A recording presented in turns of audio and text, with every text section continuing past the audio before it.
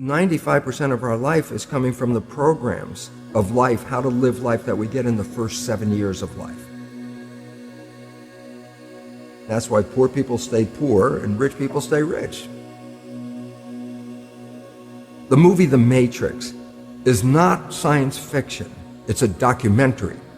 Every human, and this is a fact, every human first 7 years is download, hypnosis. The brain of a child under 7 is in a lower vibrational frequency. When you put wires on a person's head, you read electroencephalograph, reading brain activity. A child below 7 has a lower vibration than consciousness. It's called theta.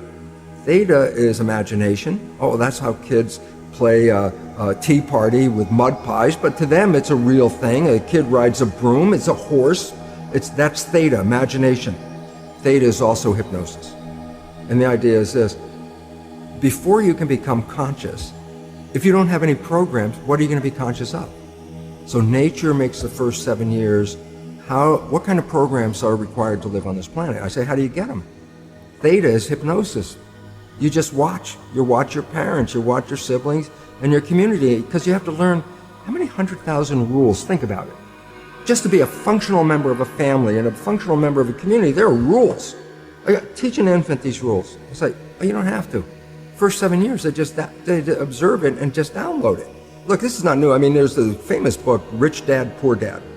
And basically said you come from a poor family and you could struggle your whole life and try to get rich, but you're not going to make it. And if you come from a rich family, you could be stupid your whole life and make it.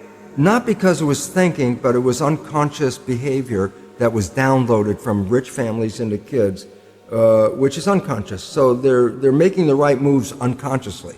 If they engage their conscious mind, then they look stupid, but it's unconscious. And that's the same thing with poor people. Poor people have beliefs from the family. Oh, you can't make it, life's a struggle, things are hard, who do you think you are? And if that's the program you get, then 95% of the day you will sabotage yourself. And that's why poor people stay poor and rich people stay rich, because of the programming. 95% of our life, this is a fact, comes from those programs in the subconscious. Every day, only about 5% of the life are you using conscious, which is creative.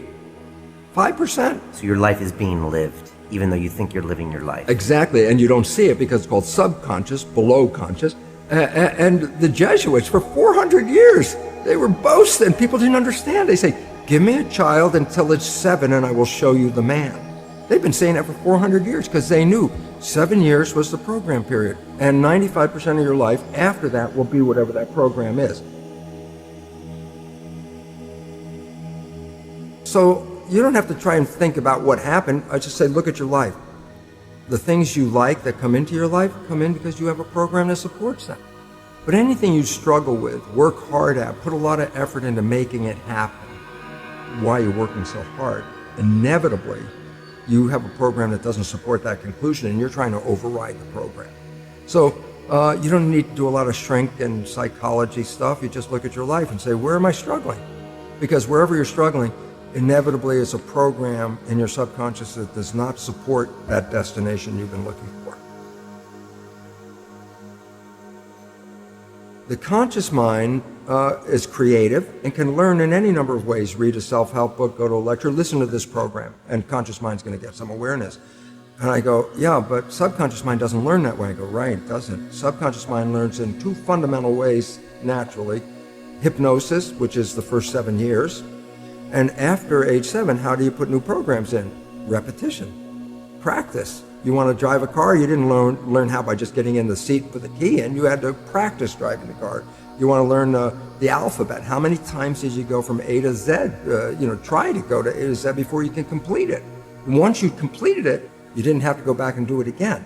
So 2 phases. You want to train the subconscious mind, hypnosis, repetition. I like the last one because there's a new phrase that's bandied about called fake it till you make it. Meaning, if you're not a happy person, I say, you want to be a happy person? Then repeat all the time, I'm happy, I'm happy.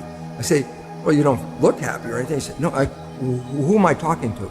By repetition, I'm talking to subconscious. If subconscious gets, I am happy, and 95% of your life comes from that subconscious, there will be a point once the subconscious got, I am happy, you don't have to say it again. Okay. It'll be automatic. And that's why we see people do affirmations and gratitude journals and stuff, because if you do that daily, It's repetitive. That's the secret part. Putting a sticky note on the refrigerator is more like a suggestion, but it's not a repetition. So it doesn't work very well. But you have to do, repetition is a habit. It's making habit. So you got to do something religiously in a sense of repeating it to make it work. Good.